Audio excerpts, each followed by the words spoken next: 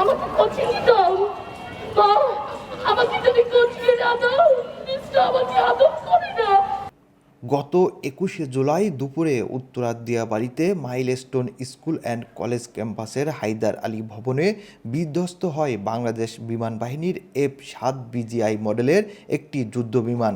এই ঘটনায় বিমানের pilot flight lieutenant Mohammad Tauqir Islam সহ নিহত হন 34 জন, যাদের মধ্যে 27 জনই ছিলেন প্রতিষ্ঠানটির শিক্ষার্থী। দগ্ধ অবস্থায় অনেকে এখনও রাজধানীর বিভিন্ন হাসপাতালে চিকিৎসাধীন। এদিকে মাইলস্টোন ট্র্যাজেডির সুষ্ঠু তদন্তের দাবিতে মঙ্গলবার স্কুল সংলগ্ন মেট্রো স্টেশন ডিপোর সামনে মানববন্ধন ও বিক্ষোভ করেছে নিহত শিক্ষার্থীদের অভিভাবকরা। এদিন সকাল 7টা থেকে বিমান দুর্ঘটনায় নিহতদের পরিবার ও স্বজনরা স্কুলের সামনে 8 দফা দাবি নিয়ে মানববন্ধন করেন।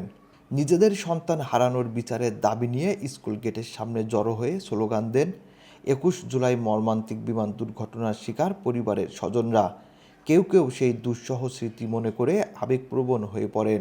এ সময় ঘটনার সুষ্ঠু তদন্ত ও বিচার নিশ্চিত করা, সারা দেশে মাইলস্টোন স্কুলসহ সব শিক্ষা প্রতিষ্ঠানের কোচিং বাণিজ্য বন্ধ করা এবং রানওয়ে থেকে শিক্ষা প্রতিষ্ঠান স্থানান্তর সহ নানা দাবি তুলে ধরেন তারা। এ সময় তারা স্কুলটির বিরুদ্ধে বেশ কিছু অভিযোগ করেন। এর মধ্যে কোচিং বাণিজ্য ছিল একটি। নিহত এক শিক্ষার্থীর মা বলেন, কোচিংয়ে না দিলে ম্যাডামেরা বাচ্চাদের আদর করে না, তাই বাধ্য হয়ে কোচিংয়ে দেই, আর সেই কোচিংয়ের কারণে আমার বাচ্চাটার প্রাণ গেছে। আমার মেয়ে বলে আম্মু আমাকে কোচিং দাও মা, আমাকে যদি কোচিং না দাও মিস্টার আমাকে আদর করে না। আমি এই 1.5 মাস হয়েছে আমার মেয়েটারে কোচিং এ দিচ্ছি। আমার পাখিটারে কোচিং এ দেওয়ার পরে আমার পাখি 1 সপ্তাহ পরে কি বলতে জানেন, বলে মা এখন না স্কুলের টিচাররা আমাকে অনেক আদর করে। তাহলে কেন এখানে সে অস্বীকার করে যে কোচিং বাণিজ্য নাই? এটা তো বড় একটা অংশ, তার হেড মিস খায়, সে নেয়, সবাই নেয়। শিক্ষার নামে কেন ব্যবসা করে? তার প্রতিষ্ঠান তো একটা জলদস্যুদের চাইতেও নিম্ন। এ সময় পরিবারের সদস্যদের পক্ষ থেকে 8 দফা দাবি তুলে ধরেন নিহত ফাতেমার মামা লিওন মির।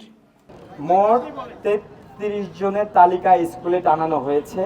গতকালও বোধহয় একজন মারা গেছে, আমাকে একজন বললো, কিন্তু স্কুলে 33 জনের তালিকা ছবি সহ টানিয়ে দেওয়া হয়েছে। আমি সেই 33 জনের কথা বলছি এবং সেই 33 জন বা যারা নিহত আহত হয়েছে সুষ্ঠু তদন্ত এবং বিচার নিশ্চিত করতে হবে। সারা বাংলাদেশে মাইলস্টোন সহ সারা বাংলাদেশে শিক্ষার নামে যে কোচিং ব্যবসা হচ্ছে, আইন করে এই কোচিং ব্যবসা বন্ধ করতে হবে।